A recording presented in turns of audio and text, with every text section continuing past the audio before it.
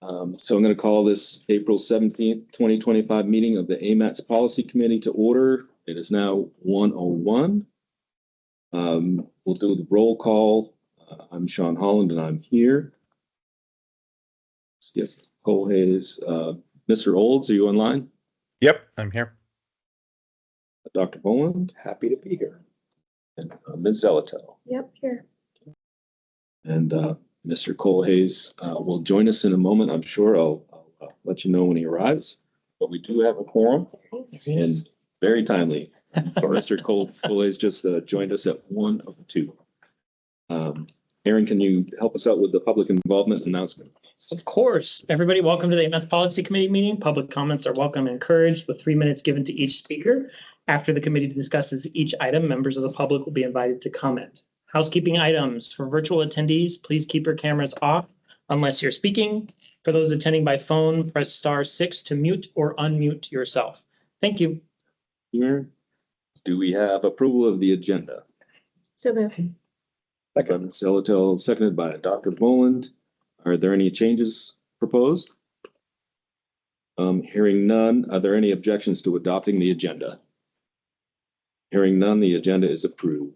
For agenda item number 4, we have before us the minutes from the March 20th, 2025 meeting for approval. Do I have a motion? So moved. Second. Moved by Dr. Boland, seconded by Ms. Zelato. Are there any changes or discussion proposed for the minutes? Not hearing any objections to approving the minutes? Hearing none, the March 20th, 2025 minutes are approved. On to action item 5A, which is the 2050 Transportation Plan Amendment number 2. Is there a presentation? That'll be me just giving a brief overview of the memo, very brief. Great. Okay, everybody, as you know, we have amendment for the, you can say amendment number 2, but it's amendment number 1. Sorry about the typo there. Amendment to the MTP. So as you recall, there was direction from the policy committee as of November of last year to remove the Safer Seward Highway from the project from the MTP and put out the amendment for public comment. It has gone through public comment. It was out for a 45-day public review, including going to the assembly. We received 17 comments. Staff reviewed the comments, developed a comment response summary. There were a number of comments in there about keeping something in the MTP for this portion of the Seward Highway, maybe lower cost, less impactful projects to help with the safety area. At this time, staff's not recommending any of those projects be added in. That needs to be done as kind of a comprehensive look at the system as part of the next MTP update. So staff's recommending that those comments move forward to the next MTP update and be used as a starting point in developing the project list for that update. That update is anticipated to start later this year. So at this time, staff and the Technical Advisory Committee are recommending approval of the amendment to the 2050 MTP with no changes from the comment period. Thank you. Thank you, Aaron. Are there any questions or comments from the committee? Well, maybe I'll just share mine. Is I'm going to vote no. I want to keep it in the MTP. I think we got 17 comments. There were 2 that voted to, or 2 comments recommended removal. 2 wanted to keep some sort of project in there. Again, it's a safety corridor, and I think there's hundreds of units that have been approved for construction in Girdwood, so that traffic has the potential to increase. We talked about it before that there's no guarantee that the money that we would not spend on the Seward Highway would be spent in Anchorage. And if there are specific projects that we'd like to be funded in Anchorage in the MTP, AMATS has the ability to bring those up. So that's my comments, I guess. Are there any other comments from the committee? Not hearing any. Do we have any comments from the public? I'm not seeing any. Oh, yes. Alexa from Mike Anchorage. I'm sorry. Can you hear me? I sure can. Yep. Sorry. Go ahead. Oh, fantastic. Restate your name if you would, please. Oh, of course. Alexa Dobson, Executive Director of Bike Anchorage. Yeah, so just reiterating the letter that we sent in support of removing the Seward Highway widening initiative from the MTP. We do think that if the project were to remain, we would want to continue advocating to make it as bike friendly as possible, but really looking at the cost benefit here, we support its removal from the MTP. Thank you. Thank you, Alexa. Is there anybody else online? Not seeing any hands raised. Yeah. We do actually have, Oh, we do? yep, All a right, hand just raised. there it goes. Nancy, go ahead. Can you hear me now? Yep, we can hear you. Great. I just dialed in, so I want to make sure we're talking about the removal of the Safe Seward Highway from the MTP 2050. Is that correct? We are, yep. So I am speaking on behalf of Rabbit Creek Community Council. You have our written comments, and Rabbit Creek Community Council has voted on this. My comments are reflective of things we voted on and approved.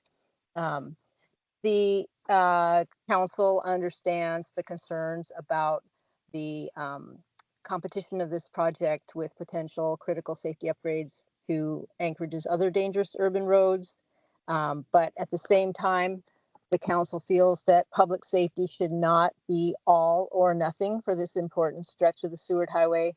It goes without saying that it's not just our council affected, but the 10,000 plus travelers through this section of highway every year and every day, sorry. And we're aware of somewhere between 4 and 6 fatalities in this stretch of highway within the last couple of decades. So we understand that AMATS is fiscally constrained and this poses a threat, as I said, but we feel that targeted safety improvements for milepost 115 to 118 do belong in the MTP 2050 as a placeholder for the near term rather than left for some indefinite future. And therefore, we feel this is an incomplete action. The MTP should not just, if this is removed, or this removal will create a gap, and there should be a cost-efficient alternative of small footprint projects to address the safety hazards and maintain the recreational and conservation values of this stretch of roadway. So we are asking for a substitute that's better in scale and cost for the AMATS budget, and not wait until the next MTP update, which, and I'll deviate, but my understanding from talking directly to Aaron is that could be 3 to 3.5 years out, the approval of that. And we do not feel that is an acceptable timeframe. So upon passage of this, Rabbit Creek Community Council would like to see a second follow-up amendment that could be done in the 3 to 6 month timeframe to put specific targeted safety improvement projects into the MTP 2050. And we've provided a list of those, such as flashing speed camera sign and some other things to reduce the danger of turning movements. So again, that's on behalf of Rabbit Creek Community Council. Can you state your name for the record, please? Yes, Nancy Pease, P-E-A-S-E. I'm on the board of the council. Thank you. Or any other public comments? I'm not seeing any this time for sure. So what is the will of the committee? And I'll read the action. The action requested is AMATS staff and technical advisory committee reviewed the comment response summary and recommend approval of amendment 1 of the 2050 Metropolitan Transportation Plan to the policy committee. And that amendment just removes that piece of the Seward Highway. Yes, correct, sir. Move to approve. Second. Moved by Ms. Zelato, seconded by Dr. Boland. I think we're going to do a roll call. I'll work this way. Ms. Zelato, your vote? Yes. Dr. Boland? Yes. I'm going to vote no. Mr. Colhayes? Yes. Votes yes. And Mr. Olds? No. So the motion passes 3-2. I think we're on to action item 5B, which is the Air Quality Conformity Demonstration Funding Program Amendment number 3 Aaron, do you have a presentation? Yes, I'll just a quick reading of the memo. So as you know, we did our tip amendment number 3. As part of that, there were some changes within the limited maintenance area out in Chugach Eagle River, and we were required to do an air quality conformity demonstration as part of that funding amendment. So this determination was developed in interagency consultation meeting took place as required on February 24th, 2025, and it confirmed the approach of the development of the demonstration. The document was released for a 30-day public comment period. No comments were received. So the Technical Advisory Committee and staff are recommending approval of this air quality conformity demonstration. As a reminder, it must be approved prior to the amendment itself because it's part of our fiscal constraint analysis. Thank you. Thank you, Aaron. Any questions or comments from the committee? Not hearing any comments from the public. Not hearing any. What is the will of the committee? Move to approve. Second. Approved by Ms. Zeltel, seconded by Dr. Boland. Are there any objections to approving the motion? Hearing none, the motion is approved. On to action item number 5C, the 2023 to 26 funding program amendment number 3. And Aaron has the presentation. Yes, so we did put this out for a 45-day public comment period. It did go to the Anchorage Assembly for review. We did receive comments from them. They are incorporated within. We received 66 comments, and we do recommend some changes based on those comments. You'll see them in the memo in front of you. I was not going to read through every comment just to help save time, but I did want to highlight a few items for you, specifically the new or deleted projects as part of this. If we go to the HSIP table, which is table 7, the ones I'll focus on are on the second page. There are 3 new HSIP projects that I wanted to highlight. First is the Vision Zero Speed Limit Compliance Project. So this project recommended from DOT, I believe, it's helping to implement non-ground disturbing improvements that encourage driver compliance with posted speed limit. So I think a lot of this is signing, striping, maybe not signing just because of the impacts of that, but striping, and there can be other things in there. Hopefully Anna Boson is online and can help answer any questions you have on this one. I don't know too much on it, I apologize. The next one is Mountain View Drive safety improvements. So this is one of the projects that was actually nominated by AMATS for HSIP funding. So very excited to see this on here. It'll be making some changes to the Mountain View Drive area, including a road diet, modifying some select right turn locations, helping to upgrade some of the infrastructure to PROAG guidance. So things like audible detectors for individuals who want to cross crossing areas, installing some flashing yellow arrows, some additional pedestrian safety features, and helping to implement access management. So that project is anticipated to start in FY25. And then A Street Road Diet. There's a new project being added to remove a lane on A Street from Fireweed to 9th Avenue. The idea here is to help remove it with installation of concrete barriers, constructing pedestrian facilities, reducing posted speed limit, installing permanent speed feedback signs, and installing a new traffic signal at A Street and 16th. So pretty excited to see those projects in there. Staff's recommending support of those along with everything else.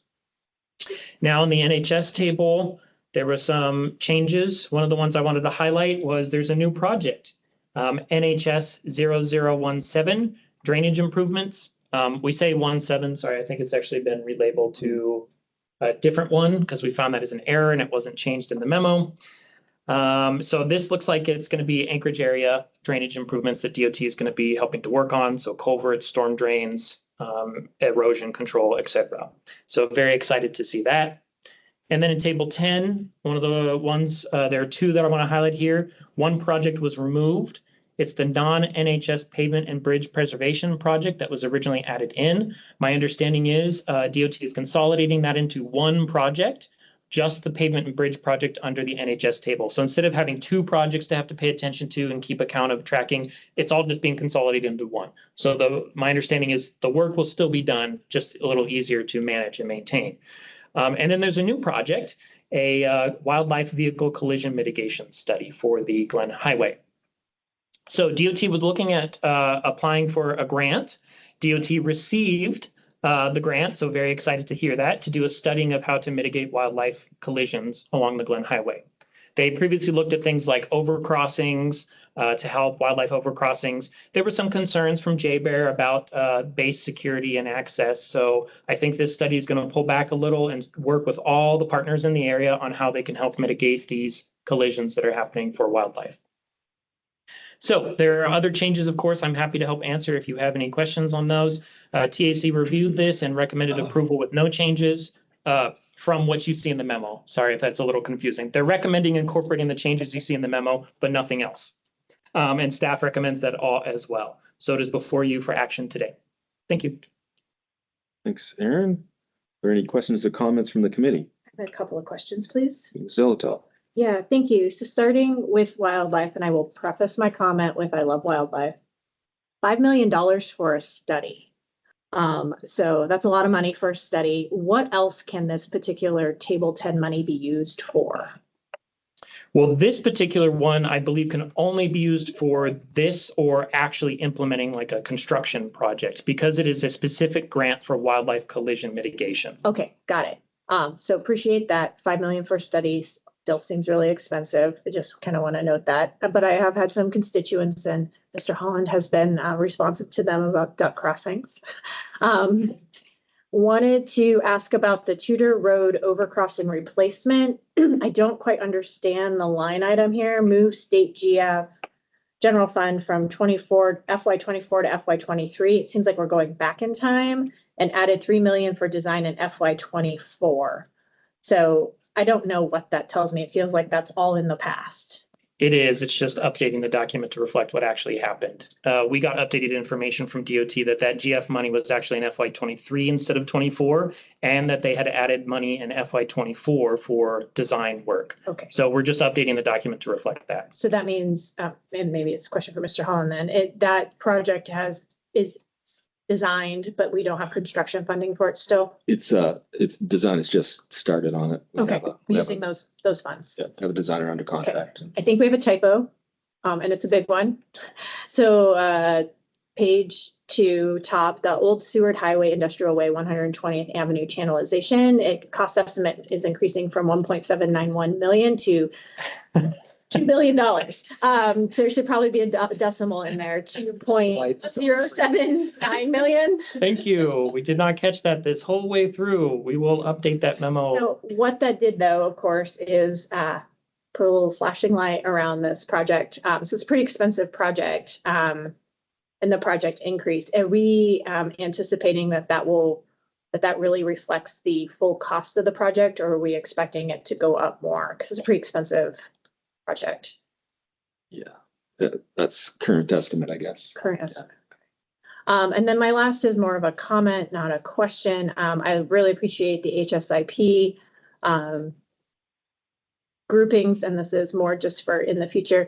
What I'm still not seeing is anything that's broadly targeting to hit the hot spots in Midtown of these high-speed roads that intersect and bisect Midtown, whether that's parts of Tudor Road, AC, Northern Lights. Everything seems to start going on towards downtown, or Tudor Road far enough headed towards East Side, and it feels like we're becoming a bit of the donut hole in the pedestrian safety response. Thank you. Thank you. Make a note of that. Midtown donut hole. Any other comments, questions from the committee? I have a comment, Mr. Chair, on the A Street Road Dye project. So there's, later on the agenda, we'll be talking about a potential lane drop on L Street. There's been discussion on and off, maybe more on than off, about reducing lanes on Gamble and Ingra. This project would potentially reduce capacity northbound into downtown. So question is, at what point is there an effort to look at, we're pinching tubes all over the place, and how does that play out? Not saying I'm opposed to the project. I'm just wondering, at what point does a project team or one of the agencies take a look at that broad, the ripple effects that might happen as we start doing these things if we're doing them in a vacuum? I'm not sure that's a question as much as a comment that perhaps the project team could take that into advisement if and when this project kicks off. I can help answer. if you don't mind. Actually, AMATS staff has been working with the municipality of Anchorage and the Department of Transportation to do an overview of our entire system if we were to do a lot of lane drops. So we've been meeting with staff to get a list of projects put together that could be in the future lane dropped, not really doing fiscal constraint or too much detail. We just want to see what does the system look like from a grand perspective if we did everything. So like A, C, I, L, 5th, 6th, Muldoon, Tudor, we've kind of been talking about. There's some areas where we're not sure. We're still trying to get that list finalized. What we're going to be doing, and there are others on there. It's a complete list. We'll be providing that info to everybody so they can look at it as well. And just seeing what does it look like?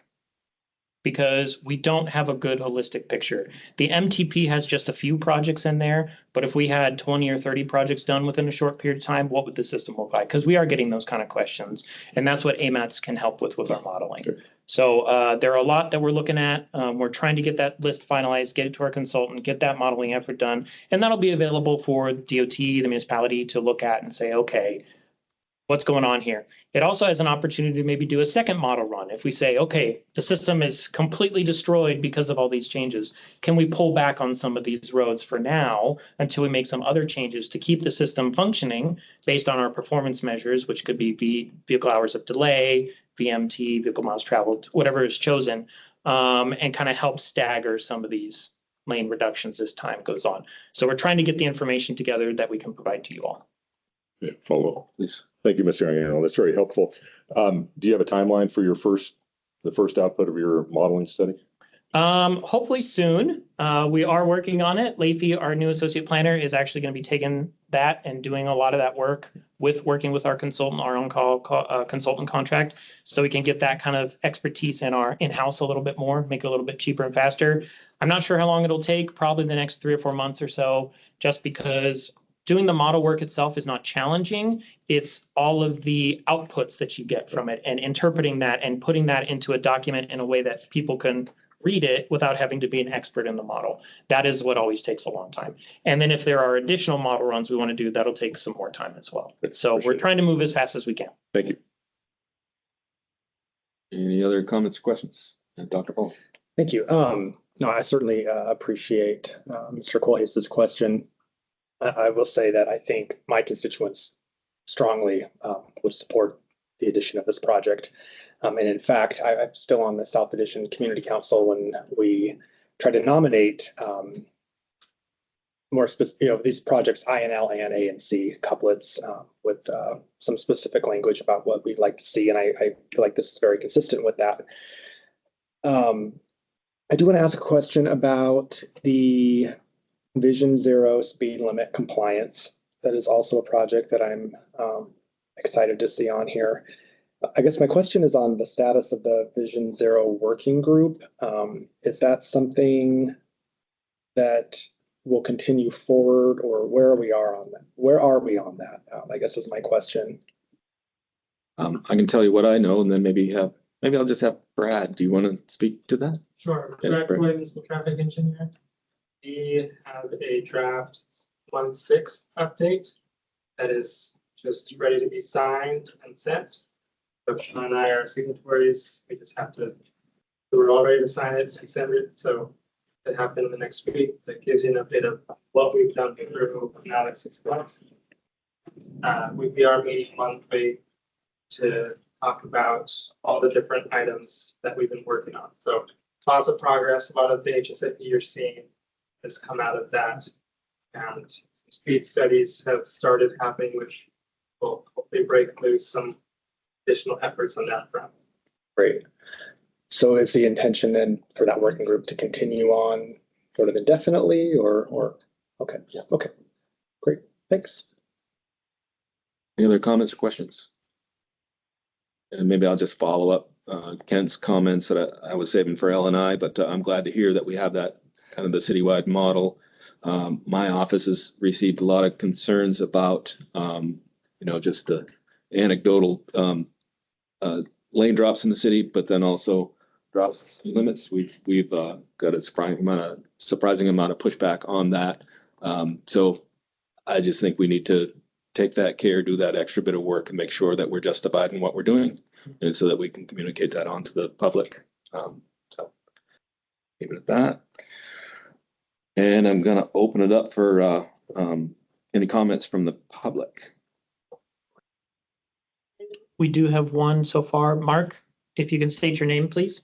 Yeah, this is Mark Eisenman, the Anchorage area planner. I just wanted to make a correction. The Glen Highway Wildlife Collision Study grant was for $688,000, not $5 million, which is still a lot of money for a study. But this study will look at the corridor from milepost 1 to 35, so so from Airport Heights to the Glen Parks interchange. So just to be clear, it's not $5 million. That's the streets. I think that's the Safe Streets for All grant she might have been thinking of. But thank you. No, we have it listed in there for 5 million because that's what we were told by DOT when they submitted the comments to us. So, No, you have it in there for 688,000. oh, so the memo is Your wrong. memo's wrong. Oh, I'm sorry. I didn't look at the memo. Apology. I'm looking at the tables in the tip. I swear we spend time on this memo. We don't just throw it at the wall and hope it works. We will update that before we send that memo on to DOT. Thank you. Thanks. Yeah, thanks for the comment, Mark. Anybody else from the public? I'm not seeing any. I almost saw a hand raised there. He scratched his nose. But what is the will of the committee? Do approve. Second. Moved by Ms. Zotel, seconded by Dr. Boland. I think I'll just say, are there any objections to approving the motion? Quick question. Are we good with the memo and you don't need a motion to amend it? Okay, you're good. If it's correct in the tables, we'll verify after this meeting Okay. that everything lines up. Okay, perfect. That's good. Thank you. No objections. Not hearing any objections, the motion passes. On to action item 5D, the 2026-2027 work program narrative. Aaron, Yes, please. thank you. So before you is the work program narrative as explained. So this is basically what AMATS staff is going to be doing over the next 2 years. We get PL funding for this, and it's outlining all the tasks that we're going to do. What you see before you is just the narrative. You'll see the budget at a later date when it comes back for final approval with the narrative itself. What we wanted to do is get this narrative in front of you, put it out for a 30-day public comment period, and see if there were any changes before we set the final budget. So as you can see, the variety of tasks that we do, there's the 100 through 600 elements. The 600 is the public transportation department. It's the funding we give over to the public transportation department for the PL funds, and then they do all the work. We show it in our program as we're required. There were a couple of changes I want to highlight here. First, there was a task that we deleted, which was the official streets and highways plan task in here. That's been moved over to the municipality of Anchorage and the planning department to take a role in updating that on a regular basis. Don't worry, AMATS staff is still available to help assist update it on a regular basis. That'll just be covered under the local coordination task. So just kind of making a small adjustment there. And then there's a new task. It's a bit complicated, but just bear with me. We're calling it the Transportation Efficiency and Demand Management task. So previously, we had a lot of different kind of subtasks that we were doing. Intelligent transportation systems, so it's things like variable feedback signs or other things like that. There was the transportation system management and operations that we did for the UMED area or the overall area. And then there was TDM, transportation demand management, that we did for the UMED area. So we had a lot of different things happening in other tasks. What we wanted to do is consolidate it into one task. So it's easier for us as staff to keep track of, and hopefully for the public to keep track of what we're doing, so they don't have to look in a variety of different places. So the plan is still to do the ITS, the TISMO and TDM effort. We're just going to charge it under task 294 now to make it a little easier to track. We have a bunch of other tasks in here that you can see. So we're still going to continue with our air quality as required, our congestion management. The reason congestion management is separated from the transportation efficiency and demand management, congestion management is one of our 4 major required plans that we have to do. So we're keeping it separate for now, so we can keep track of it a little bit easier on our end and report on that. We're going to be updating the freight mobility study, so you can see that in here. We're going to be still working on the interactive tip tool. I was hoping to get an interactive tip tool this year, but turns out nobody really makes an interactive tip tool throughout the country. You have to ask one to be built. We are looking at a couple of different options to help us build one. Some other MPOs are also having one built, so there may be some efficiency savings there. We are also going to be working with MVP and FAST to coordinate on this to see if we can get a cheaper option and have us all use the same tool. So we're still looking into that. I will actually be meeting Friday with one of our consultants to have them do a demonstration of a tool that they're building for somebody else and see how it goes. So next, or this upcoming UPWP, I hope to have it in place. You may not see it for the upcoming tip that we're going to have to start in June, but we will transition as quickly as we can. I do want to say that the work that the state has done on their STIP website has been good for us to see, because we want to copy some of the stuff that they're doing on their website, because they have a lot of interactive maps and tables and other things like that. So in that regard, we want to copy it to give more information to the public. So we're very excited to be moving forward on that kind of stuff. So as I said, this is going out for a 30-day, or the recommendation is to release for a 30-day public comment period. It'll come back to you in June with the budget for final approval. Thank you. You, Aaron? Are there any questions or comments from the committee? Ms. Zelto. Yeah, thanks. So I want to really just highlight, I don't think there are really any substantial changes on the public participation side of things, but those newsletters that have been going out and around the comment periods, those have been really, really good. So I just want to reinforce that. It's really helpful when I'm at community council that they're also sitting in my email, and I can remind folks to participate, because what I'm learning is most are learning about your comment periods via the FCC. And so that can really shorten a community council's window to get their comments together, especially if they're what we call like a 2-month or 2-meeting community council, right? You have to put your stuff forward in 1 month and you can't pick it up until the next month. So I've really been encouraging active members of community councils to sign up for your newsletter. So I'm hoping you're seeing good sign up on that. And where we have big ones like the TIP or the MTP, I would hope we could coordinate with legislative services to help further elevate the comment periods, because we're already out there at those community councils as well. And then just a suggestion, which is as you're looking at your TIP tool, is maybe ping the IT. How many weird acronyms can we put all together? But they might have some interesting innovations. Brendan and his team is pretty high speed at making things work. Thanks. Thank you, Ms. Zelto. Anybody else from the committee? Questions or comments? Any comments from the public? Seeing any, what is the will of the committee? Move to approve. Move to approve by Ms. Zeltel, seconded by Dr. Boland. Are there any objections to approving the motion? Hearing none, the motion is approved. We're on to action item 5E, the AMATS comments of functional classification update. Aaron, will you be presenting? Yes, I will. Okay, so here's another item. So DOT is currently working on updating the functional classification.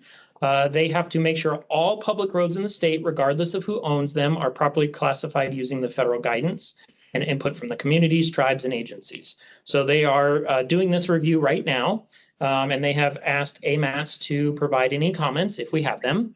AMATS staff has sat down with the MOA traffic staff, long-range planning staff, and some current planning staff as well to review roads within our area to make recommendations on functional classification. One thing I want to note before we get too far, when we look at this functional classification, it has to be based on how the roads function today, not necessarily how we want them to function in the future. If you're talking about future functional classification or what you would like to see the road function as in the future, that's more done through the OSNHP, the Official Streets and Highways Plan that the municipality of Anchorage is doing now. So just keep that in mind as you see some of these changes that you are in this table before you. So on the table, we have 8 pages of comments. I do want to say a lot of these comments came from the Muni traffic folks, and they were looking at roads that are currently classified as collectors that don't really meet the AADT threshold to be a collector, so they're recommending changing it to a local road instead. And a lot of that is just based on their comments. There are some other pretty significant ones that I wanted to address or just point out to you all. We do have ones in here like Fireweed Lane and Spinard Road. We have active projects on there, so we're recommending those be collectors instead of arterials to help with the design on those particular roads. Then there's some other big ones. So Inger Gamble. So this is 5th Avenue to 36th Avenue. We're actually recommending it go from interstate to principal arterial. The main reason for that is interstate's a pretty high functional class, and it requires specific things like access control. If you know any of those or know those areas, you'll know that there is kind of a lack of access control along those locations at this point in time.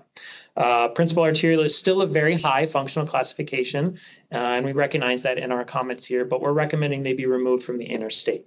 We also recommend the same for 5th and 6th Avenue from Gamble out of town to the Airport Heights interchange. INL Street, we're recommending from principal arterial to minor arterial based on the AADT.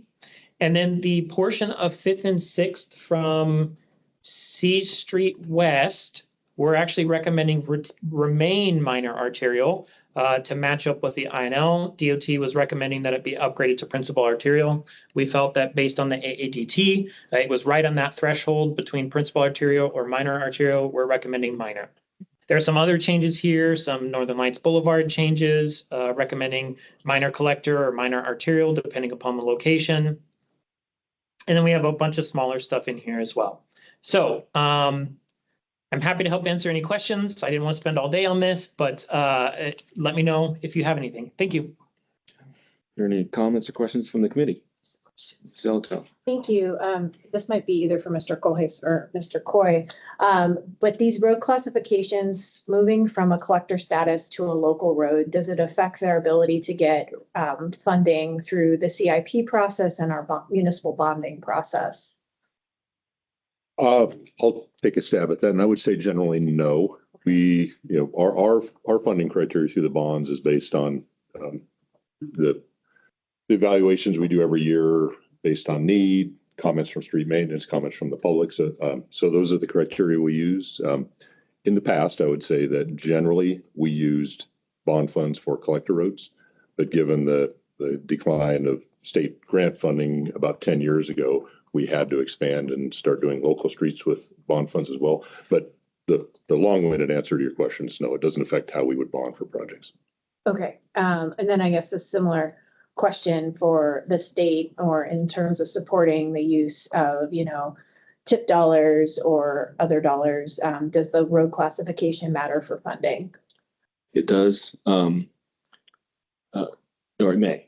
Okay. We have a plan. Do any of the planners in the room want to speak to that, or? I'm not seeing anybody jump at it, but yeah. So Ben White, Planning Chief, Anchorage Field Office, Central Region. Our federal funding it's a formula, and it is based on functional classification. Emergency repairs is based on functional classification. So if the NHS interstate, we were to have an earthquake, federal highways will only reimburse us on NHS interstate. And so local roads, there would be no emergency repair. The state would be on the hook for repairing local roads. Our match agreements that we have with the local communities and our policy for match, the lower the classification, the more the local communities on board, they're going to have to participate in the match. And so there is some funding, federal funding restrictions that would come with functional class, and then also just the match rates and the match that comes in, who would pay for it? Would it be the state match or local match? And so the functional class is kind of a big deal that, if we start to mess with reduce our NHS interstate, then that's going to impact our federal apportionments, our federal funding. And so that goes into a big calculation and spits out the federal funding amounts. One more question. Is this time sensitive for today? They are currently looking for public comments as part of the process. In terms of, we're not having a meeting in May, so that's kind of where we were trying to get it done as quick as possible. But if there are concerns, I will say for the TIP funding, there is no impact to TIP funding on whether it's a minor, a local, or a collector. Federal funds for Alaska are allowed to be spent on any functional class of road. It's just what is the willingness of the body to do that. Okay. I guess maybe there's a middle ground, and we can talk more about once we have a motion on the table, but I think the financial implications of proposed functional classification probably should be a part of the analysis, or at least in our record, Mhm. if we are proposing to make these changes. I mean, ultimately, it comes down to money and how we maintain and build roads. And so I don't know if that's something we could put kind of into our record and accept a memo. I don't know if that's an option at AMATS, the same way it is at the Assembly. We can accept an informational memo to kind of come back in and attach to a decision we made, today. We got it on the record, but I think that written analysis is probably worthwhile. So that's my comment. We can chew on it for a little while, but just thinking about what the impact of this decision is. Do you know off the top of your head when the comments are due? I wasn't given a firm date. So if we delay this till June, I'm sure we can work with the project team to get our comments in at that point. I know they're still receiving comments from the public right now, so they're getting a number of these comments already. So I think the only ones I would recommend you guys take a look at are Spinard and Fireweed, because we have active projects on there right now that we're currently selecting the design of those roads. They're looking at doing collector on those roads instead of the arterial roads that they are. So if you wanted to make the rest of the list, maybe hold off for now until we can talk about the financial implications. I'd recommend at least those ones that we have a project underway or starting up very soon, maybe be a priority for today. I guess that leads me to one more question, if I may. Please. So on that, Aaron, is the proposed functional class for 2025 kind of like a not to exceed usage? Like, right, the road is classified as a minor collector versus a minor arterial. Couldn't a minor arterial current functional classification, this may show some of my ignorance, be designed to something smaller? You have to get variances for that because of the design criteria manual and the state's criteria manual as well. And that's part of it. I think they're already seeking variances on Fireweed. Okay. This would just help with that. And then Spinard is already underway. And I think they've got a variance for the first portion that's underway, the Benson to Minnesota. The next piece that's starting Minnesota to Northwood would also need a variance. So the idea here was to make the change and get it done quickly so they helps with the variance. I believe the OSNHP is also being updated to reflect those road changes as well. For those particular ones, they have others, but those ones specifically. Okay, thanks. That's a good question. And not all of these, but I would say the vast majority of these are reducing the functional classification. And the motivation behind that is to take advantage of whether it's narrower lanes, narrower shoulders, but essentially design criteria that makes for a smaller, slower road. And give more flexibility about what kind of things need to be included, because not all of these roads need 12-foot sidewalk, X amount, drain pan, all that kind of stuff. There needs to be more discussion on what the road should look like. And I think that was the idea behind this, helping, especially with a lot of these collectors to local roads, is giving more of that flexibility. Yeah. And these are just suggestions for a statewide exercise. Yes, these are just comments that go to DOT, and DOT will review them and decide whether they agree with them or not. Any other comments, questions from the committee? Please, Dr. Paul. Thank you. So yeah, I'm definitely hearing some trade-offs. So I think I would be open to exploring this conversation further in terms of, funding opportunities, but also on the flip side of the coin, maybe more flexibility in the projects that are needed to go forward if we do sort of reduce the classification. But a question that I have is, like, how much of this is our just discretion of what we want the road to be, and how much of what we're trying to do here is getting in with federal compliance? Because if these things are based off of the AADT, is that, I guess, how much wiggle room? Where does that fall?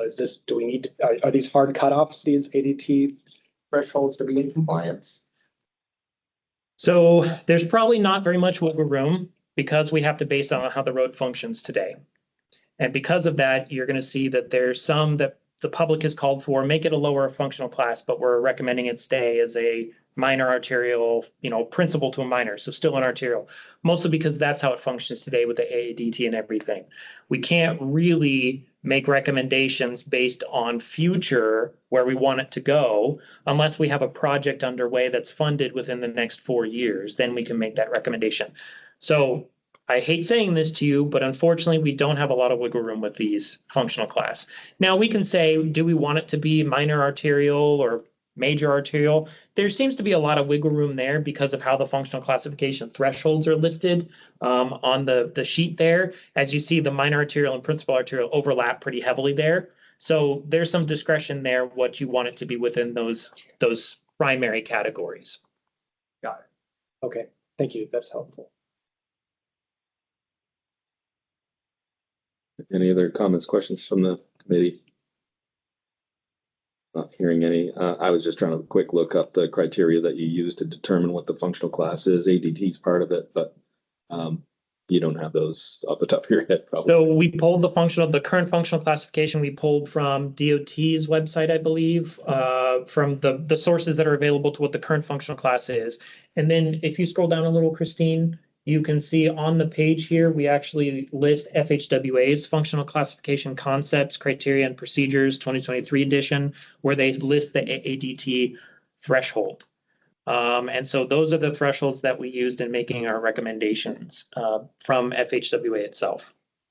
But AADT is not the only criteria used to set the. It's not. That's why we were being pretty conservative in our approach here, because, you know, when you look at some of these roads, for example, Tudor, it's listed as an arterial. It does not function as an arterial if you actually account for things like land use access on parts of it. Mhm. But that was getting too much into like a debate type situation. And we were really just trying to be pretty conservative, just based on the AADT alone. There are a lot of roads that we are recommending a lower functional classification. If there is a desire to have more discussion on some of these changes or maybe some missing roads, we can bring in those kind of things like, are there additional driveways, speed limits, that kind of stuff. The state's effort that they actually have a bunch of criteria that they laid out to review things, and it included things like direct access to land use and other stuff like that. And that was just getting to be a lot for everybody to be able to review on a pretty quick turnaround, unfortunately. Thank you for that. Yeah, and I mean, I think the justification column helps for sure. Mhm. Any other questions or comments from the committee? I think I already asked. Can we move on to the public? Any comments from the public? So we do have some written comments. I know there's probably gonna be some hands raised. So just as comments there, Brandon Telford with MOA just said, wants to point out that these proposed changes don't replace the changes that are being proposed for the OSNHPs which are being routed. The MOA design criteria manual references the OSNHP for design standards, not the DOT classification. And then there's a link where you can see the OSNHP.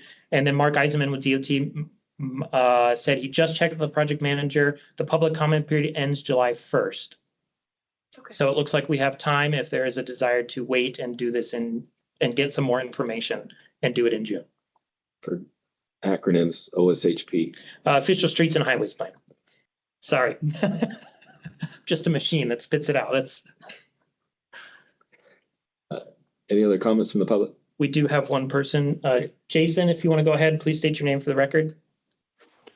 Yeah, Jason Norris from Anchorage. I'd say that I like what's being proposed here, and I think that the prudent thing to do if there are concerns about national highway funding, then only hold back the ones where that is the case. If it's moving it from, say, 5th and 6th Avenue from interstate to principal arterial, and that has implications for funding, then instead of just doing Spenard or Fireweed, because those are the ones that we're doing right now, then really it seems like if the concern is with reclassifying an interstate, then those are the only ones that should be held back instead of everything except for what's actually going on right now, if that makes sense. Those are my comments, but I support these reclassifications. Thank you. Thank you, Mr. Norris. Is there anybody else? I've got two in the room. Ladies first. I just have I'm sorry, state your name for the record, if you please. Thank you. Erin Baldwin Day. I just have a clarifying question. How often are functional classifications updated? Good question. This is done every 10 years to coincide with the census update. Did you have a comment, Mr. Starzik? Yeah, James Starzik, DOT Planning. Just wanted to point out the classification rubric is part of the considerations that go into design, but also the design manuals are keystone documents. And so while, you know, the classifications then point to this is how you should do it in the design manual, we can also have the conversation, and it might be prudent to have the conversation as to what do the design manuals say each of these classifications should be, because that's another avenue that you can affect change on and give alternatives to what you can and can't design within a specific classification. Make sure that's clear, you know, that this isn't the only tool in the toolbox. Thanks, Mr. Sarzik. Is there anybody else?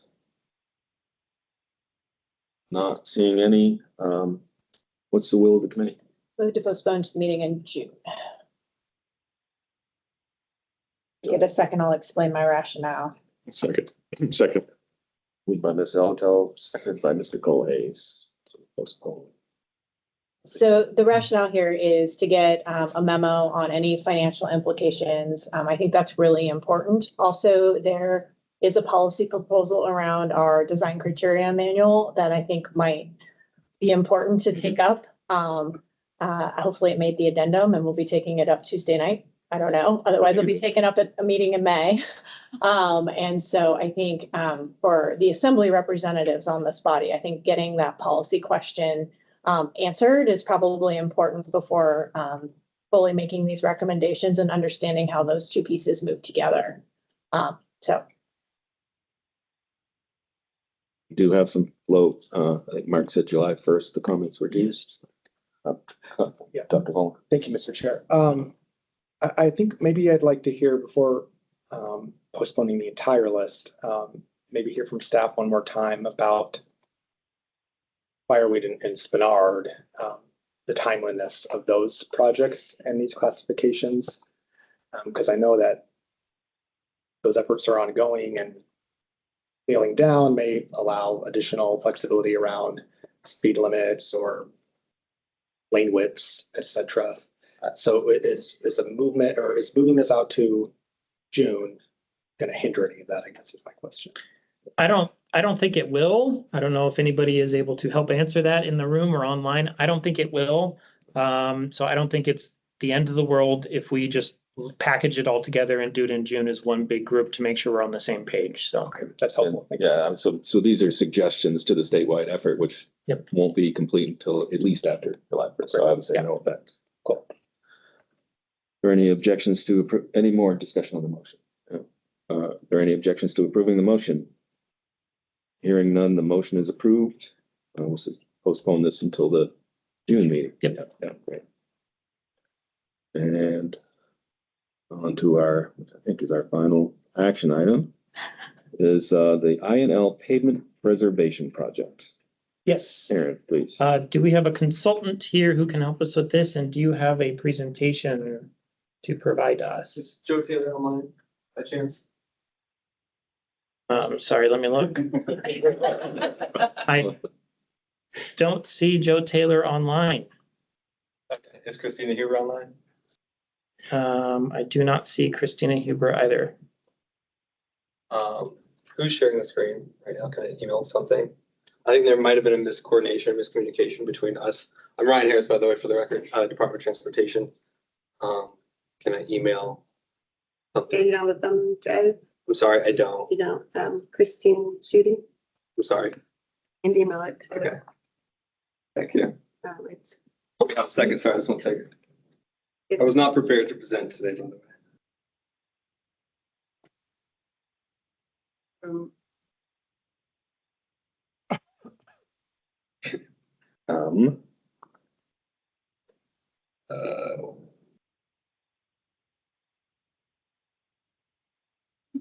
it'll be Christine dot Shooting.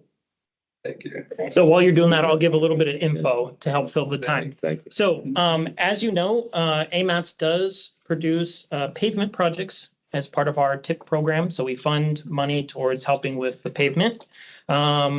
One such project is INL from 5th to 15th.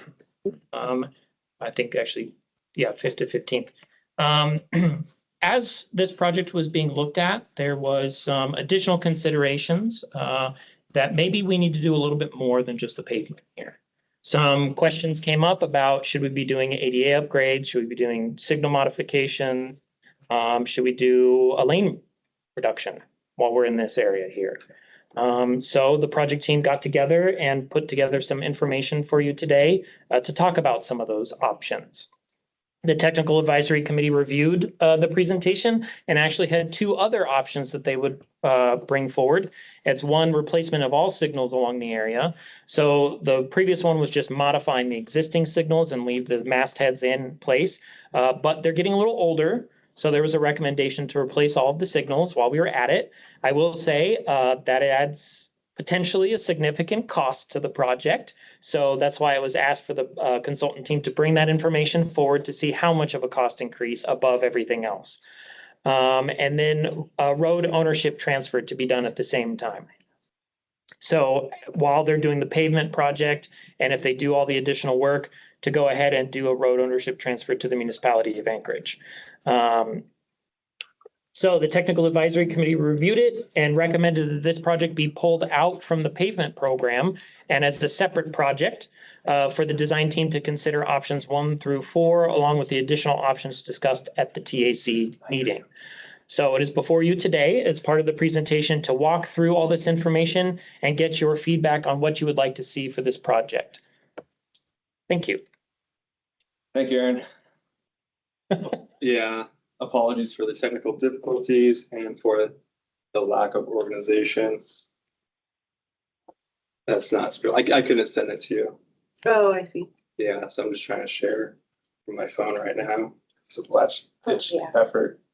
Maybe I'll just clarify the action just for a second. So we have four options with 2 potential additions. The idea is for the policy committee to select one of those 4 options? Yes. Yeah. Basically select not necessarily one of the 4 options, but to select what to do with this. Should we pull it back and do more than just replace the pavement? Should there be more work done as part of it? Can I ask a primary question? So I'll have some contextual. This is currently sitting though in pavement replacement. So it would have to be moved out into a separate project. Is there money to move? Because wouldn't it require an amendment Yes. to move it out and a whole nother? And okay, and I hope we're gonna go through costing for all of these different I options. have costing for 4. Okay, Yeah, great. Sounds okay. wonderful. And I don't know if you guys can see this again. I apologize. It worked a second ago, so hopefully this zooms up in a second. But so basically, yes, okay, so this was a pavement preservation initiative. We were asked to present 4 different options to the technical advisory committee 2 weeks ago.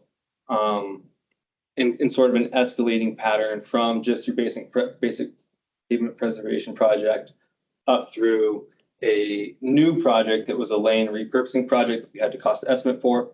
At the TAC 2 weeks ago, there was a motion to propose an additional project that kind of expanded on that 4th option into a 5th option and into 6th option, which was a transfer of road ownership. So up right now, sorry, well, I guess the cost estimate is kind of all that we're looking at here. So for the first option was just the basic pavement preservation. This is just your general replacing the pavement and your simple curb ramp ADA upgrades. And the cost estimate there is 5.9 million. So that was option 1. Option 2 was your basic pavement preservation project plus more ADA upgrades. And so not just the curb ramps, but now we were upgrading driveways, sidewalks, and installing some audible push buttons at intersections. And so that cost estimate was 8.4 million. And we had option 3.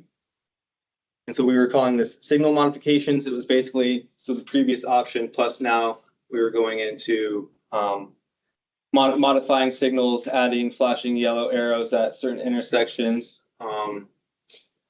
adding radar detections at intersections, and potentially adding PTZ cameras. I know that there's an HSIP project in the works for that though. but this cost estimate was 8.8 million.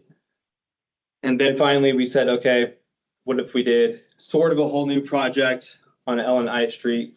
And we were looking at first three options, but now we were doing a lane repurposing project where we were dropping the westernmost lane on both L and I Street, and sort of repurposing that lane to create. At the time being, we're just calling it repurposing. It could be snow storage, it could be pedestrian facilities. There's different methods that we were looking at, but the one that we were looking at right now, which you can kind of see there in that image once that screen moves, was moving the curb line about 11 feet over and retooling and repurposing the existing lane. There are a lot of benefits to that: traffic calming, less noise, safety for pedestrians. And this cost estimate was around 10.8 million for that lane repurposing. And at the TAC committee, and this had a lot of, or not a lot, but some decent amount of signal upgrades to also, but the TAC committee that was presented, there's a lot of outdated infrastructure, a lot of outdated signals on I and L Street already. And so that sort of spurred the fifth option to, yes, let's look into doing the repurposing on I and L Street plus a complete reconstruction of all of the signals downtown, or on I and L Street rather. I don't have a cost estimate for that. I'm assuming Lounsbury has a cost estimate for that. Again, apologies for the miscommunication here. I'm hesitant to give a number at the top of my head for what that would be. Obviously, more than 10.8 if I were to throw something out there. Again, I'm hesitant to throw a number out there. Yes.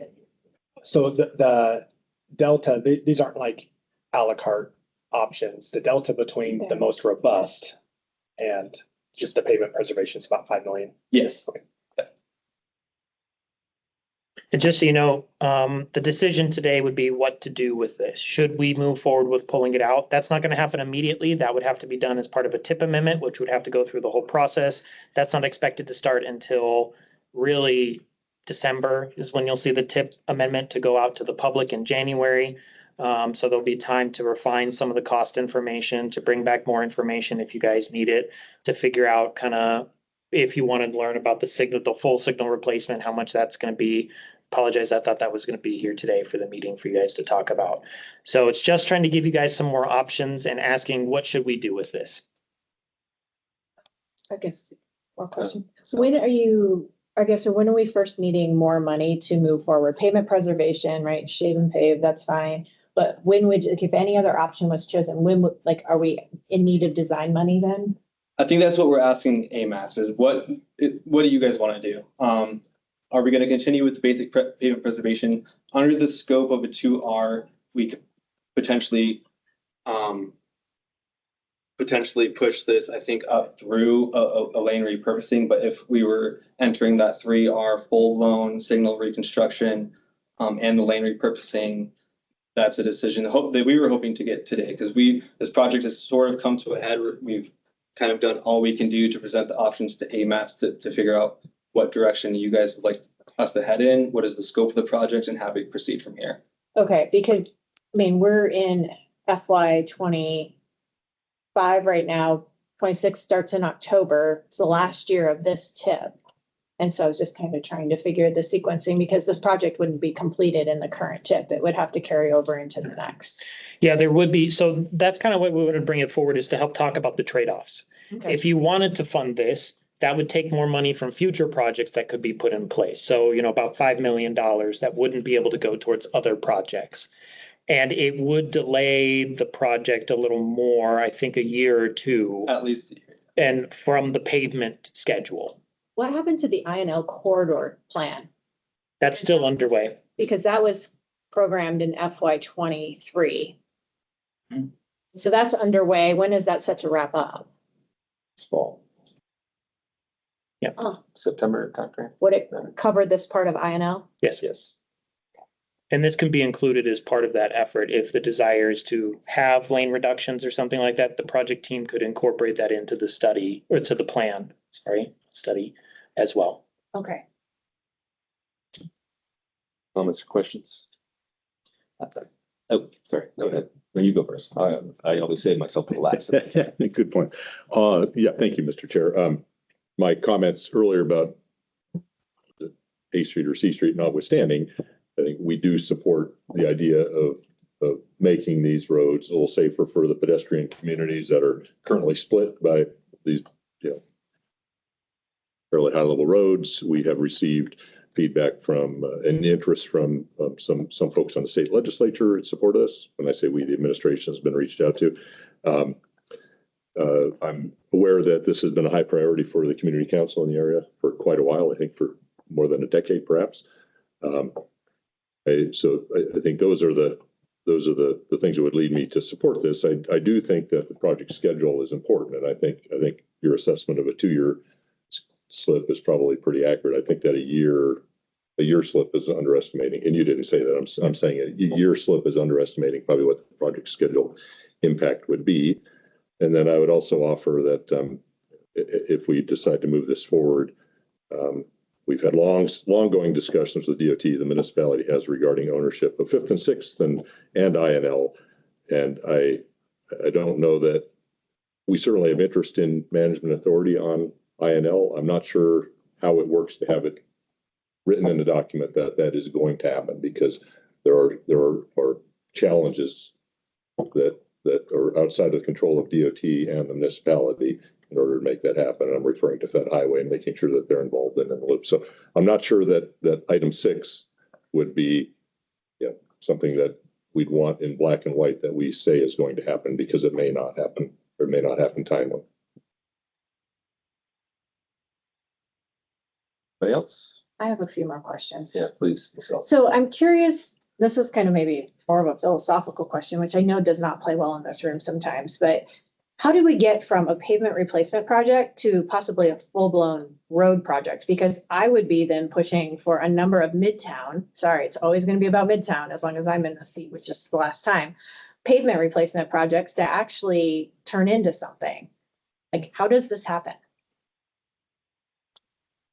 Because none of the pavement replacements I've seen happen in Midtown get into this level of design and this level of options. So I'm feeling like it's really inequitable. And I don't necessarily agree with that.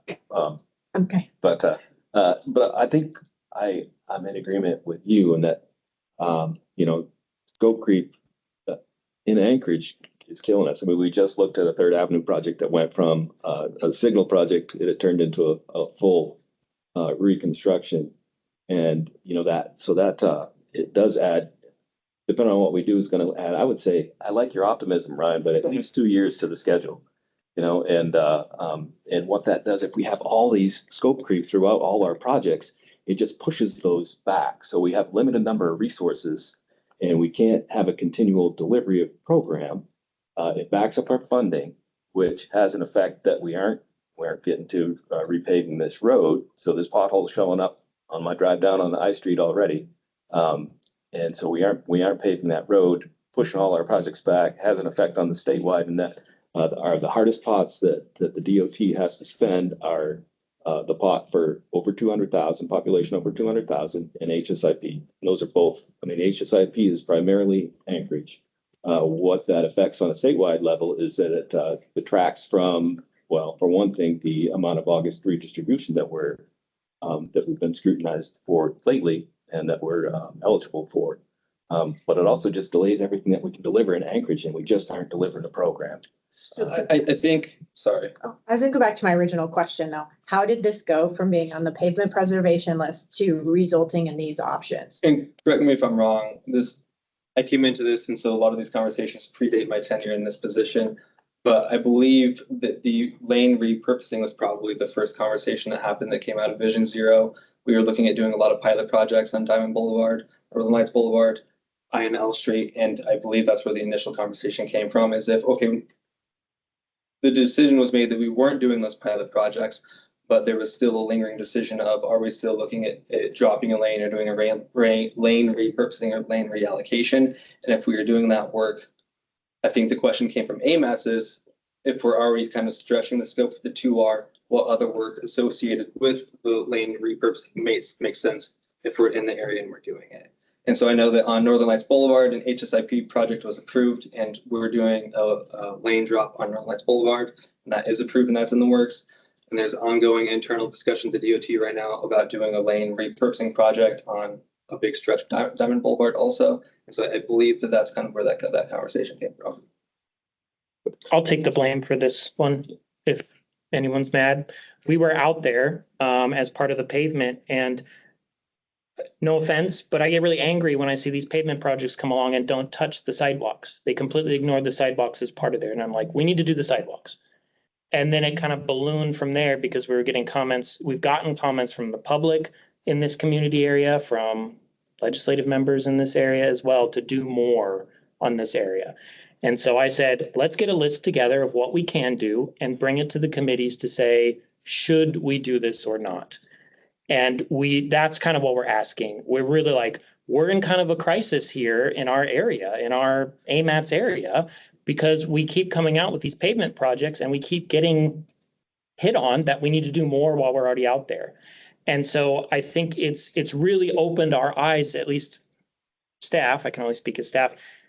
Our pavement projects may not be able to be pavement projects anymore in the future, that we may have to turn that program into just these bigger projects. So I hear from you, Meg, that you're like, what about our area? I think it's just the ones that have happened recently that have come up that were like, oh my gosh, we need a little more. Yeah, thank you for that, Aaron. I really appreciate that, because when I first came on to AMATS, the pavement bucket was where we put any money where a project slipped or came off the thing, right? And now every project seems to have a cost escalator, right? Costs are just going up and up and up, and deferred maintenance, or just how long you have to wait, some of the scope. Yeah, a lot of these things, I'm looking at the pavement replacement list right now, are actually probably full road construction projects. And so I guess that answers my question. I think it really sets the tone for the next tip, to really look at those that are in the pavement replacement and ask the question, should they be nominated for full-on tip projects as one of the places you look, in addition to the continuation projects? Because I think a lot of those projects should get the same kind of priority as the ones that aren't going to quite be done because of the number of years in the tip. But okay, I understand. I don't know what I'll do about this, but I understand. We do need to do a better job of scoping these projects out of the gate, because it's a delay.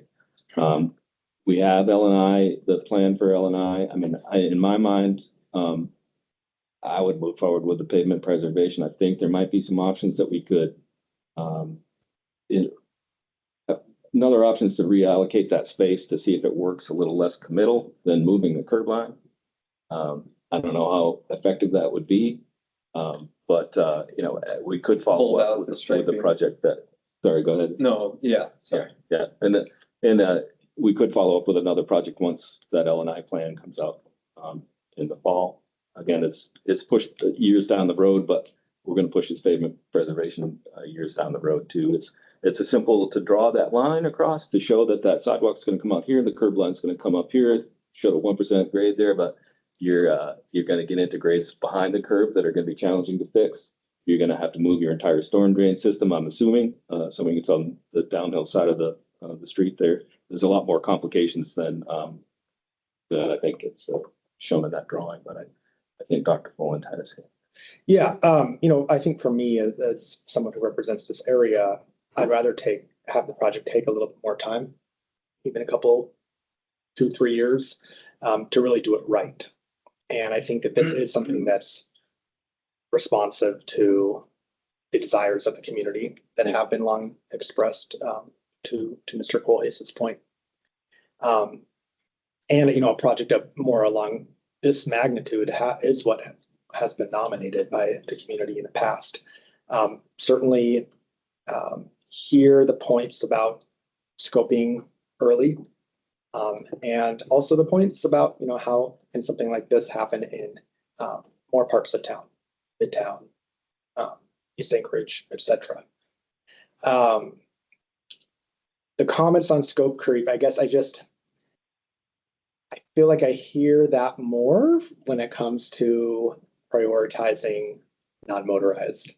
I guess I don't hear from DOT the same commentary on scope creep when it comes to things like, okay, now we're doing another Cabada tunnel plan or the Safer Seward Highway. It seems like the posture there is we're happy to expand those projects and would seek the funding that would come with them. But when it comes to prioritizing the non-motorized infrastructure, which the community is really asking for, there's a different paradigm applied in our rationale on those projects. And so I don't know. I'm just, I guess, voicing that. I can disagree with you. I mean, this is obviously not a non-motorized project, and I disagree with Aaron's statement earlier that we can't do sidewalks. And I've worked on a lot of these projects in Anchorage where we've done the sidewalks, resurfaced the sidewalks. So, but yeah, there's not going to be scope creep on the Safer Seward because it can't get much bigger, probably. Right. But no, I wouldn't agree with that statement. I think we have a problem with scope creep probably throughout the department, and I appreciate it. I appreciate that we get there, and the community wants more. The engineers want to give a full project, but there's also a lot of benefit in maintaining the work, the infrastructure that we have, and doing that preventive maintenance work.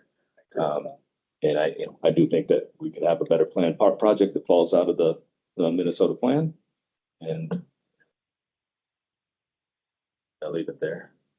It's just going to be hard for us to come up with a motion on this, but I'll rely on you guys.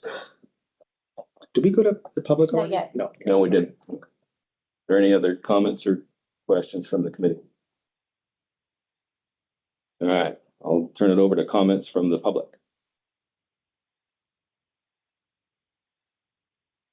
We do have somebody, Jason, if you can go ahead and state your name, please.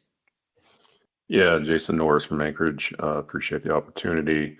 In favor of moving this out of pavement preservation, I do appreciate the idea that we want to execute the program that we have. But the problem is, it sounds like, well, we need to wait 2 years to do this right. But if we go ahead and take care of it now, then we get to live with it being wrong for another decade. I understand the sentiment that we can always come back for another bite at the apple, but realistically, what's going to happen is we're going to keep moving forward with the pavement preservation program somewhere else. And coming back again to do studies or more design is going to be very difficult, just knowing how portfolios work. So I would be in support of moving it now, do it right. While we're going to touch this road, let's go ahead and do the right thing for the community that's expressed, what their desires are for this roadway. Thank you. Thank you, Mr. Norris. Ryan, besides moving the curb line, there is a concept that we could reallocate some of the third lane that's out there. We've talked on sections of INL already. There are already curb holdouts and we could potentially take a look at other areas where there's not presently curb holdouts, and so we just hold out those curb ramps and stripe off the lane instead. I believe that was an option that was discussed, but I think this was the option that we were asked to present, at least at the TAC presentation. But yeah. Any other comments from the public? Mr. Starzyk. Yeah, James Starzyk, DOT Planning. I am the DOT project manager for the Minnesota INL corridor plan. So I've heard a lot of what Mr. Calais and Mr. Bullen have said from the community, of the community comments and concerns, and we are very similar to what you've expressed here is what's been expressed to my project team.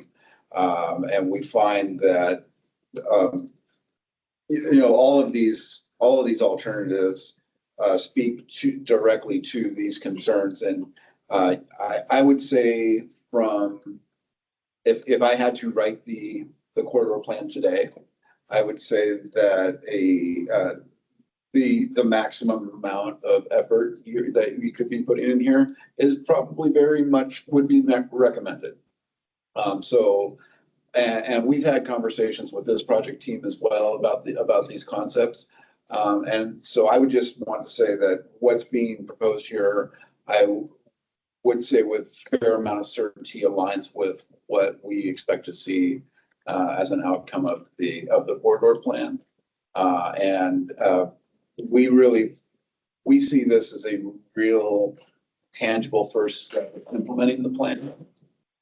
It's very fortuitous how these are kind of actuating at the same time.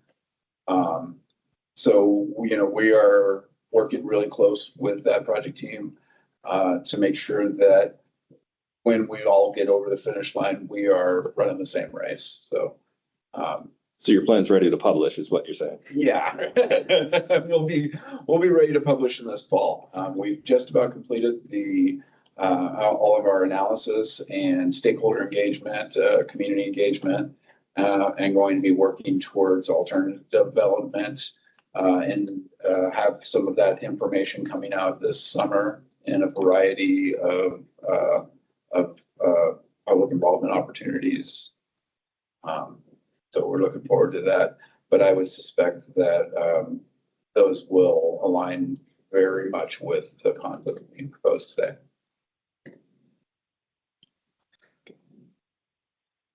Once more, these are not a la carte. You're saying for 10 million, we get everything about. We get a relocated curb line, signals. It's a rough order of magnitude estimate. Yes. So it's not super dialed in, but I think a lot of thought went into that number at the same time. But yeah, they do sort of build off of each other. So it is the pavement preservation plus the ADA upgrades plus the signal modifications and the lane repurposing. Comments? Mr. Coy. Brad Coy, Municipal Traffic Engineer, and Chair of the TAC as well. And just want to express that at the TAC meeting, kind of the decision point for us was the vote to take it out of pavement preservation. Recognize that we're not sure what it would become yet. That was my understanding that the vote was that there would be a couple of months to figure out what it would look like for the next PIP amendment. So as you look at what the TAC recommendation was, that was kind of the basis. So we didn't select any of these necessarily besides just saying we supported it no longer being a pavement preservation only, instead becoming something. And then the sixth item, that went over to the muni, part of that also considered 2-lane on Pinedale into downtown. So that was also kind of a question mark of what would that be. So when I get phone calls about the potholes on L&I, do I forward them to you? Is that? I'm teasing you. Okay. Are there any other comments from the public? See Anna online. Hi, Anna Boson. I'm commenting as a member of the public here. My interest is in having projects that work for the future of Anchorage, and my guess on this corridor is that pavement preservation projects in the past have addressed the pavement surface only and have negated the other assets in the corridor, and that was for addressing them in a future project. So we're hearing from strong towns, ideas nationally that cities are broke because they have overextended themselves for infrastructure. And so this is kind of we've kicked the can down the road in past decisions to just address pavement surface. And now we can't kick that can down the road anymore, in my personal opinion. And then, I know that this community has asked for a number of years for these adjustments. And then my last comment is that the school district's walking route plans show these roads as barriers for children to be able to access the neighborhood schools. So currently there's no way for children to be able to get to Central Middle School or Inlet View Elementary on the city's walking route plan for school age children. And we know that ASD is updating their busing. So even more children will be required to walk to school. So those are my comments. Thank you. Anybody else? Not seeing any. What's the will of the committee? I'd like to make a motion. Anybody, you got a motion? I do. Okay. So I'd like to support the recommendation of staff with a caveat. So my motion is going to be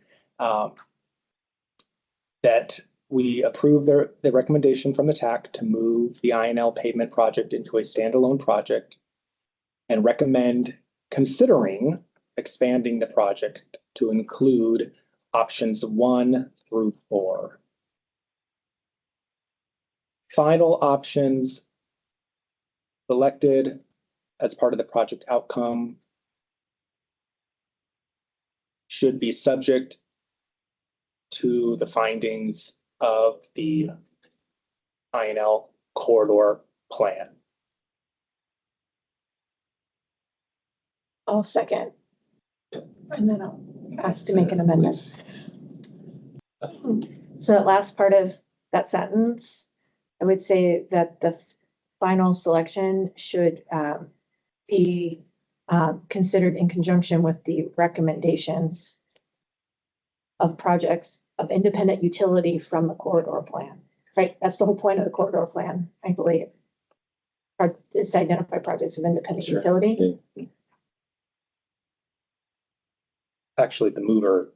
Doesn't agree, probably. No, I do agree. Oh, okay, great. I apologize, quick distinction. So you said options 1 through 4 and move the project into a new amendment to TIP. Quick distinction, though, I think we were only wanting to move the project into a new amendment in the TIP because we were looking at option 5. Is that correct, Mr. Boy? And option 5 had that the replacement of the signals? Full reconstruction of all signals. So 1 through 4 is not full reconstruction of all signals. I'm not advocating the replacement of the signals. Okay. Yeah, as part of 1 through 4 options, it will have to be moved into a project on its own. We can't leave it in pavement replacement if you're going to start moving the curb line as part of the reallocation or other things like that. We actually, yeah. So it would have to be as a standalone project. Thanks, sir. So you're saying that we should go with option number 4 1 as through long as it's, but 1 or 4. So option they're 4. independent, right? No, Yeah. but Option 4. well, I think what the motion is saying is because the corridor plan is still pending, options 1 through 4 should be on the table to be considered, and that the corridor plan should help identify the option moving forward. Okay. Because that's set to be done in this fall, so it kind of formalizes the recommendation in the context of the study that's moving. And if I may, for me, that's important because that puts it in the context of the rest of INL and Minnesota, right? These things, kind of to Mr. Kohlhaas's comments earlier, they're all attached into a network. Of course, Mr. Willardson used to say, fear the grid. Well, if we're touching the grid, let's determine where it fits. And I would really like to, with these corridor studies, this was quite the opportunity. This will be the first one, I think, that's coming to completion. Really like to set the tone that they should be identifying projects of independent utility that can then be nominated and moved into the TIP as independent projects so that they have a follow along path, because there's also 3 other really substantial corridor studies, 2 of which are in Midtown, that are lagging behind the ones that are focused in downtown.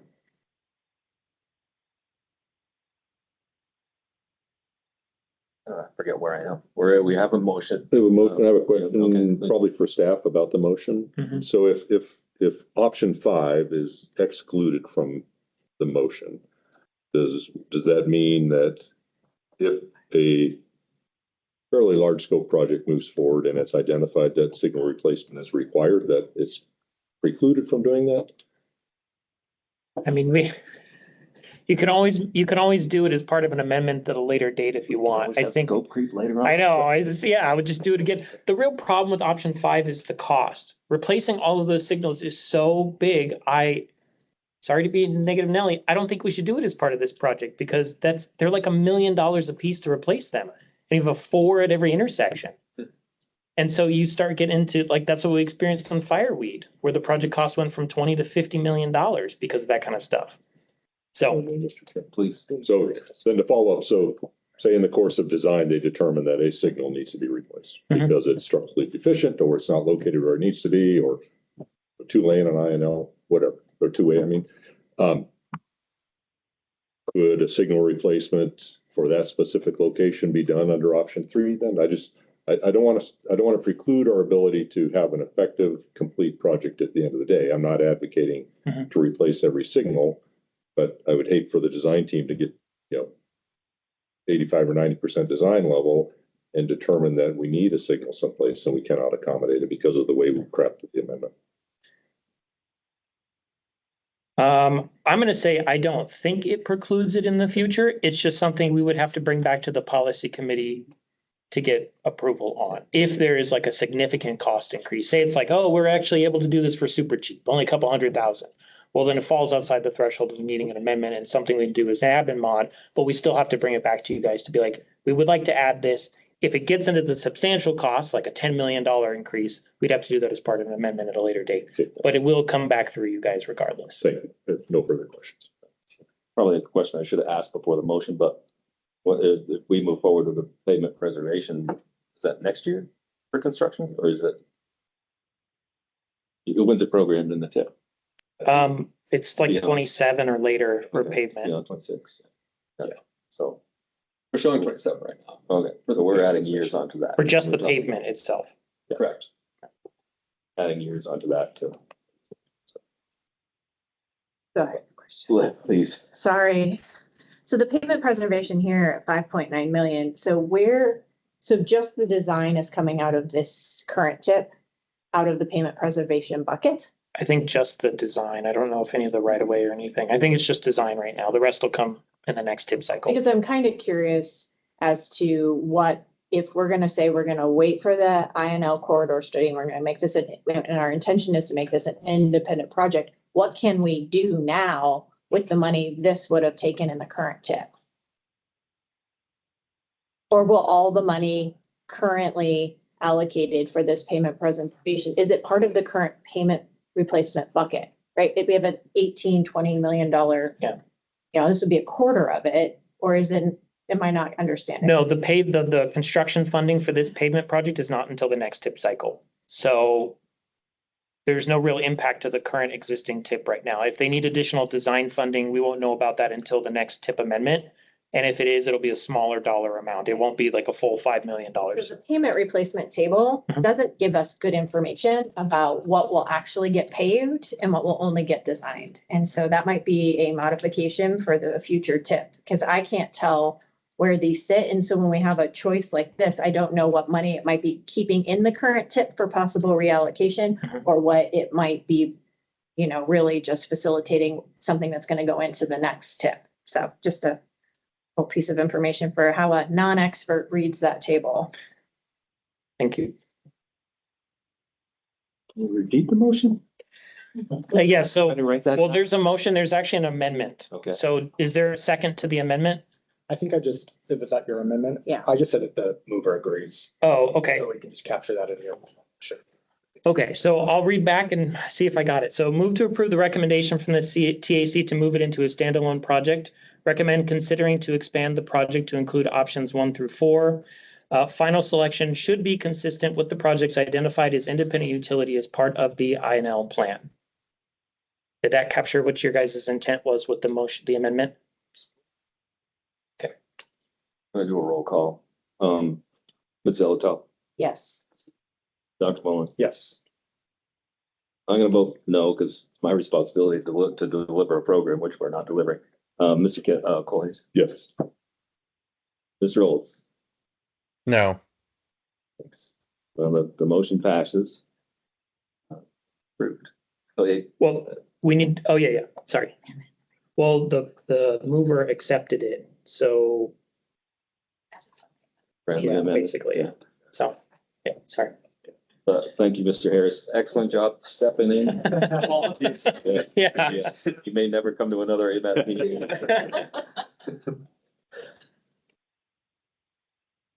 We are on to the next policy committee meeting overview. Yes, sorry, I'm just making notes given to me today. So Okay, I just want to give you a quick update. So the May meetings were canceled. I apologize for that, but I will be out of the country and we'll be having some changes on our policy committee. So we'll give everybody an opportunity to refresh, get together and get back in June. So the June meeting, so far, here's what we're anticipating. Performance measures update the agreement. So there's currently an agreement between AMATS and the Department of Transportation on how we develop our performance measures that we're required to through the federal government. So that's basically saying we're going to share information, we're going to meet, we're going to talk about it, and then we're going to develop it. MVP, the Matsu Valley Planning MPO, is on board and they need to be added to that agreement. So we're going to be doing that update and bringing it back to you all for review and re-signing of that agreement. Right now, we're anticipating the 3C process document to come back in June. You saw that document a while ago. DOT has been working on it and finalizing it, so we're going to bring it back to you all for a final review and any additional comments you have on that. Just as a reminder, that document is not an AMATS one, that is a DOT one, and we just want to make sure that you all are comfortable with what's listed in there on how we engage in the 3C, the continuing comprehensive and the 3C process. Sorry, it's getting late. Next, HSIP nominations are anticipated for June. So this is our opportunity to provide nominations for roads that we think should be funded with HSIP. So we had the work session, we have the list of the top X number of high injury corridors. Staff's going to be making recommendations on HSIP nominations. I can tell you right now, one of them that we're going to be recommending is 36th Avenue. So to do something on 36th Avenue. So sorry, I spoil the cat, but there will be a few other nominations as well. So we're very excited to have that discussion with you all. Some informational items. We'll receive an update from Academy Vanguard Drive, Fireweed Lane Rehab, and then just the next PC meeting update. Thank you. Did you, sorry if I missed it, to mention the working group for the operating agreement review? Yes, so we have been trying to get a work session set up for that, but we've been having a hard time. So at this point, we're going to wait for the new committee members to get settled in, and then sometime in June, we will go ahead and get that, or in May, depending on if we can get everybody together. It depends on when I'm told who the new members are. We'll get a work session set up for that and do that review as well. Thanks, Aaron. Committee comments. Any from the committee? Yeah, I would like to. So this is my last AMATS meeting. Been fun. Really happy to hear something about 36. Really hope to see 36, the new Seward, move forward. And want to say a couple of thank yous. Thank you to Mr. Hartman for getting that feedback signalization on Lake Otis. It seems to be working, so that's always good news. And thanks to Mr. Coy and planning department and everyone. You guys come and give us such good information. You answer questions.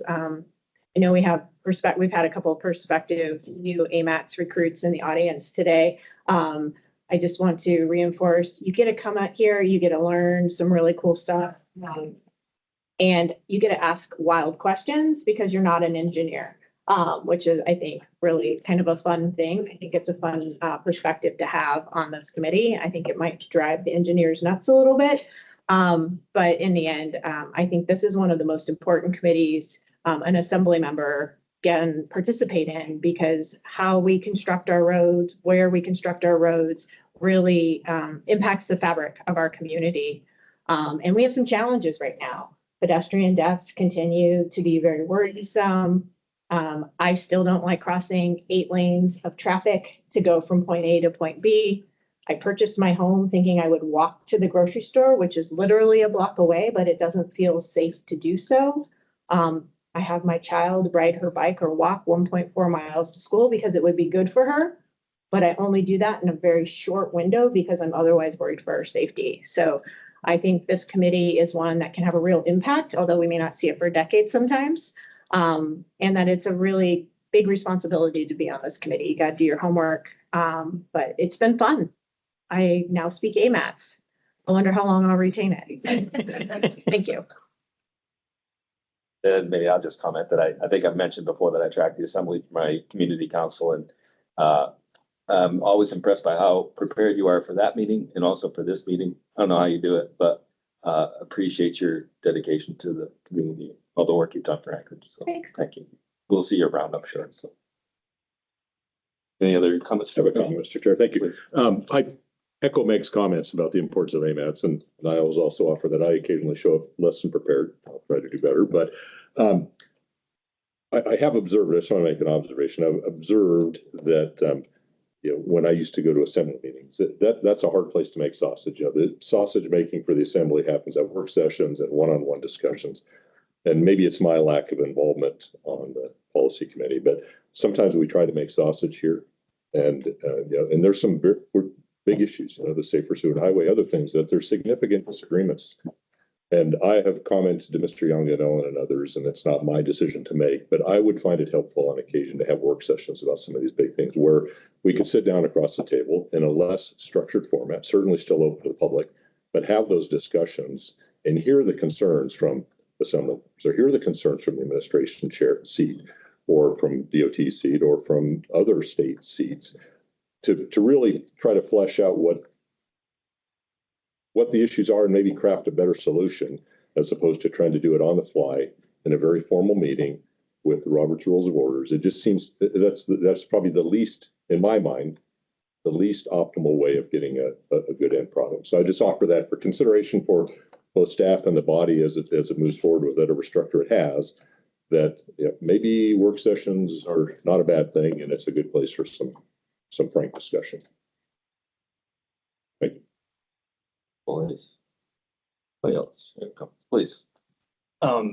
Yeah, so I will definitely thank Member Zolotel for her ongoing participation. I think you've tried to leave the policy committee a couple times, and I said, no, please don't, not yet. So I think your mentorship has been very valuable to me and to some of the alternate members who served as well. So thank you.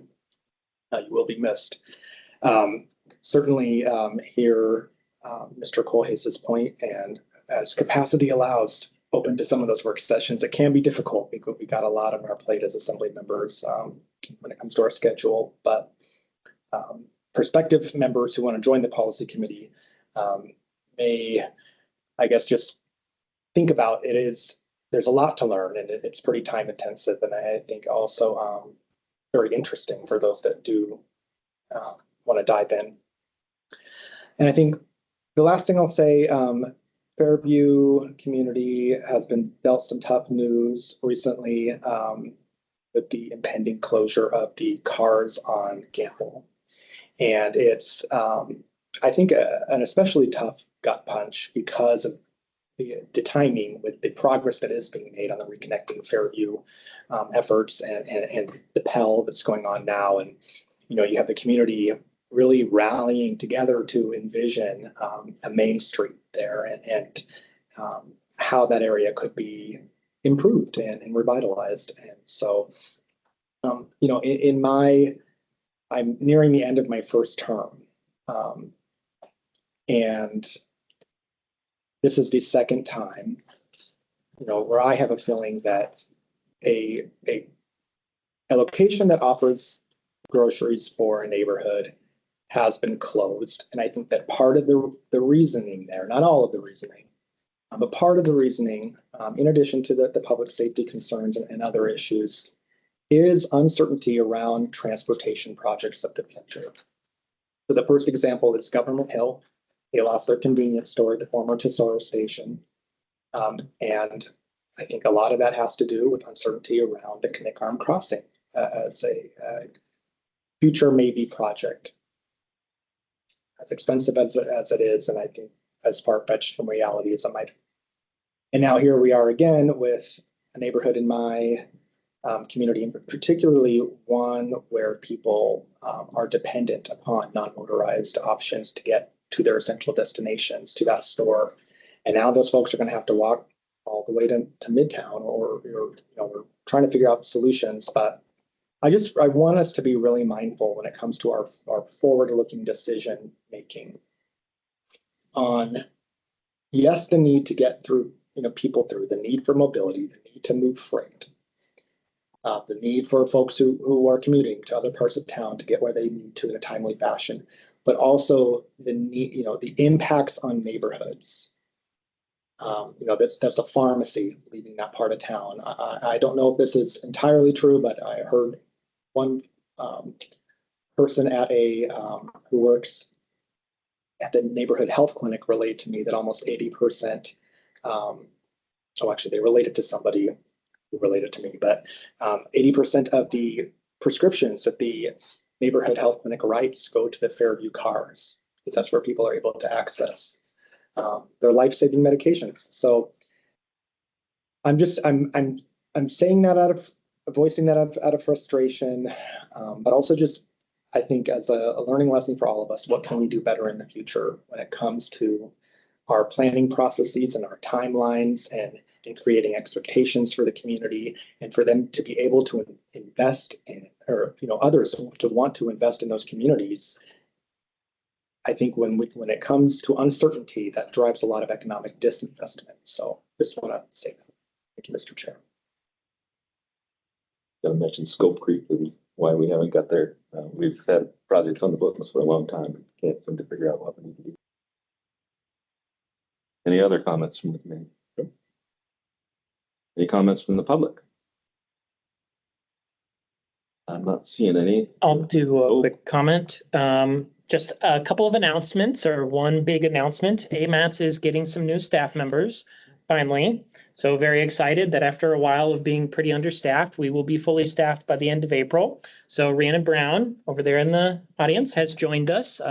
We grabbed her from the planning department in their zoning section, so apologize for that, but she's joining us. She will be the transportation plan coordinator. So she will be focusing on updating the MTP, which is starting this year again. And then excited as well, we have Emily Weiser joining us. She'll be joining us April 28th. She will be the new non-motorized coordinator. So she'll be taking on responsibility for the non-motorized plan, implementing it, updating it, and everything like that. So very excited to have them both on board and to be moving forward and make a lot of structural changes or changes for AMATS staff. So, and the last I want to say, thank you, Meg, for being on the PC. Whether you believe it or not, I've appreciated you being on the policy committee. You can't rest when Meg's around on the PC. You got to be on your toes. So I appreciate that. And I look forward to your continued engagement as things move forward. Thank you. Are you fully staffed? We will be fully staffed. Yes. So very excited. It's been a year and a half of Christine and I. And then Leify joined us recently, and then our last two will be joining us. So it's been a challenge. So we welcome the change. Good news. Yes, thank you. Do I hear a motion to adjourn? So moved. Second. Anybody objected? Nope. So we're gonna adjourn our April 17th policy committee meeting at, I don't know, that's like 2:48. Yes. 2:48. Thank you. So Sean, you're